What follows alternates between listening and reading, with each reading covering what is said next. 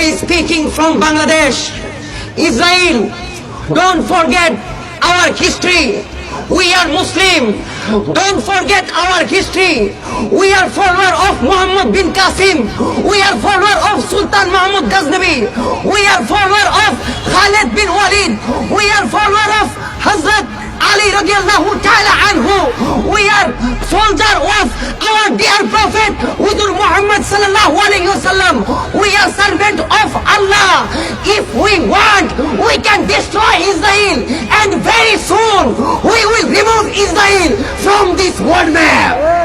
আজকে বাংলার জমিন থেকে আমরা ঘোষণা দিচ্ছি, ইসরায়েল ভুলে যাচ্ছে আমরা মুসলমান। আমাদের ইতিহাস সালাউদ্দিন আইয়ুবের ইতিহাস, আমাদের ইতিহাস খালেদ বিন ওয়ালিদের ইতিহাস। আমরা আমাদের প্রিয় নবী মুহাম্মদ সাল্লাল্লাহু আলাইহি ওয়াসাল্লামের উম্মত, আমরা আল্লাহর বান্দা। আমরা চাইলে ইসরায়েলকে ধ্বংস করে দিতে পারি এবং অতি শীঘ্রই এই পৃথিবীর জমিনে, এই পৃথিবীর মানচিত্রে ইসরায়েল নামের কোন রাষ্ট্র থাকবে না।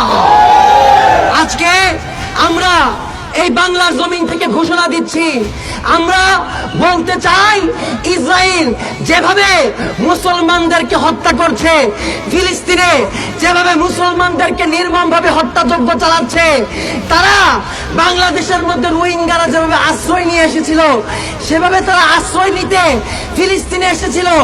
আজকে ফিলিস্তিনের ভাইদের উপর হত্যাকাণ্ড চালাচ্ছে।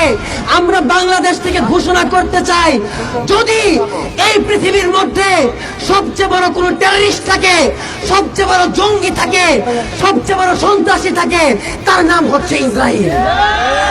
আমরা এই বাংলার জমিন থেকে সমগ্র পৃথিবীর মুসলমানদেরকে বলে দিতে চাই, এই পৃথিবীতে আর একটা সালাউদ্দিন আইয়ুবী আসবে না।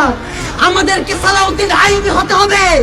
আমরা বর্ডার গুলো ভেঙে ভেঙে ইসরায়েলের মধ্যে পঙ্কপালের মতো ঢুকবো।